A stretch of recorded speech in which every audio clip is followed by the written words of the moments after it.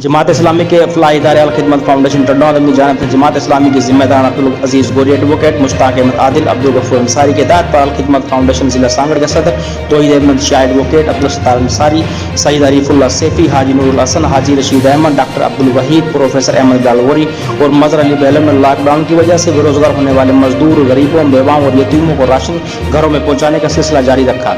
रमजान मुबारक के शुरू होते ही मजीद मुस्तहक खानदानों में 250 राशन बैग 1000 आटे के बैग 200 बिस्कुट के कार्टून तकसीम किए गए।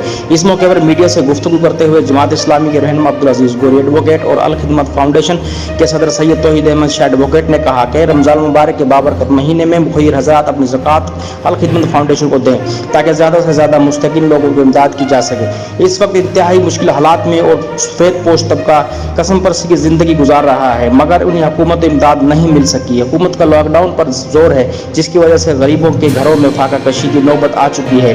अगर हुकूमत ने बर वक्त इमदाद न की तो लोग कोरोना से नहीं बल्कि भूख से मर जाएंगे। सागर न्यूज़ राणा मोहम्मद सुलेमान।